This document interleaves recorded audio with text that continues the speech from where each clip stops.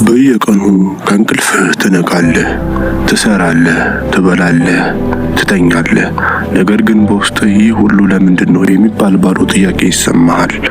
ብዙ ገንዘብ ማግኘት ስኬት አይደለም፣ ዛሬ የምንፈልገው ትርጉም ነው። ሕይወትህ በግዴታ ሳይሆን በዓላማ እንዲመራ ትፈልጋለህ። ዛሬ በሕይወትህ ውስጥ ብዙ ብርሃን የሚሰጥህና ጉልበት የሚሞላ ዓላማህን ለማግኘት የሚያስችሉ 4 ወሳኝ ጥያቄዎችን እንመልሳለን። ዓላማህ ምንድን ነው?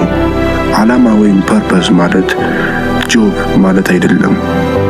ዓላማ ማለት አንተ ያለህን ነገር፣ ስጦታህን ዓለማችንን በተሻለ ሁኔታ ለመቀየር እንዴት ልትጠቀምበት ትችላለህ የሚለው ጥያቄ የምትሰጠው መልስ ነው። ዓላማህን ስታገኝ ድካምህ ወደ ፍላጎት ይለወጣል። እነዚህን 4 ጥያቄዎች በትዕግስት መልስ። ጥያቄ ቁጥር 1 ፍቅርህን ተረዳ። ሳታሰልስ የምትወደው ምንድን ነው? የመጀመሪያው ጥያቄ ሳታሰልስ የምትወደውና ያለ ክፍያ ቢሆን በደስታ የምትሰራው ስራ ምንድን ነው? ዓላማህ የሚጀምረው ፍቅርህ ላይ ነው። ገንዘብ የሚከፈልህ ባይከፈልህም ቀኑን ሙሉ ብትሰራው የማይሰለችህ ነገር ምንድን ነው? ምሳሌ ሰዎችን ማስተማር፣ ሙዚቃ ማዳመጥ፣ መተንተን፣ ውስብስብ ችግሮችን መፍታት፣ ምግብ ማዘጋጀት። የትኛው ነው? ተግባራዊ እርምጃ 10 ደቂቃ ወስደህ ባለፈው ወር ጊዜህን በደስታ የፈጀህበትን 3 ነገሮች ጻፍ። ፍቅርህ እዚያ ውስጥ ተደብቆ ይገኛል። ጥያቄ ቁጥር 2 ችሎታህን እወቅ። በሰዎች ዘንድ ጎበዝ እንደሆንክ የሚነገርልህ ምንድን ነው? በሰዎች ዘንድ በጣም ጎበዝ እንደሆንክ የምትነገርለት ነገር ምንድን ነው? ሁላችንም ልዩ ስጦታ አለን። ጎበዝ መሆንህ ማለት ዓለምን የምታገለግልበት መሳሪያ ማለት ነው።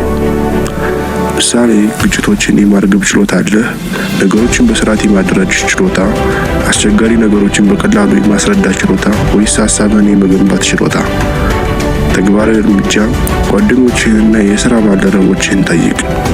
እኔን ስታስቡ በምን ነገር ላይ ነው ከሁሉ የላቀ ነህ የምትሉት? መልሱን ያለምንም ኩራት ወይም በፍርሃት ተቀበል።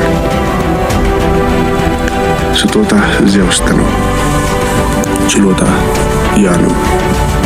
ጥያቄ ቁጥር 3 ዋጋህን ለይ።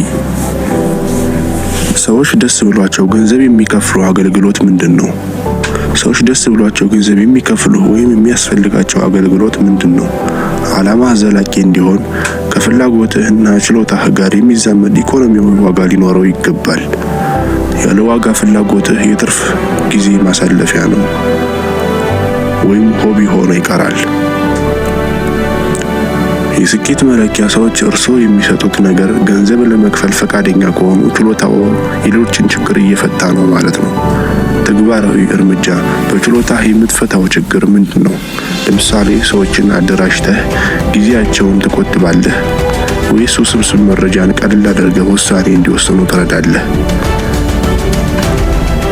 ጥያቄ ቁጥር 4 ለዓለም የምትሰጠው መልስ። ዓለማችንን በተሻለ ቦታ ለመቀየር መፍታት ያለበት ትልቁ ችግር ምንድን ነው? ዓለማችንን በተሻለ ቦታ ለመቀየር መፍታት ያለበት ትልቁ ችግር ምንድን ነው?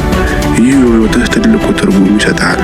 ከግል ፍላጎትህ አልፈህ ለትልቁ ዓለምህ ምን መስጠት ትችላለህ?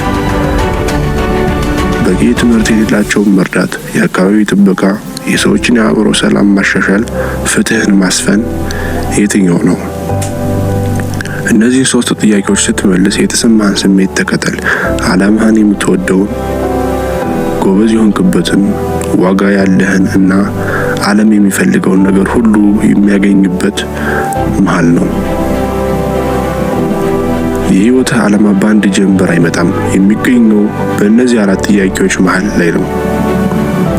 ፍቅርህ፣ ችሎታህ፣ ዋጋህና የዓለም ፍላጎት ሲገናኙ ያ ነው ዓላማህ።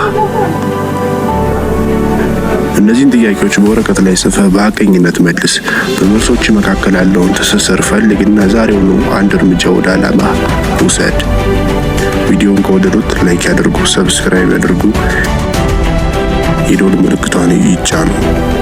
ሌላ እንደዚህ አይነት አነቃቂና አስተማሪ ቪዲዮዎች ስለሚለቀቁ ቤተሰብ ይሁኑ።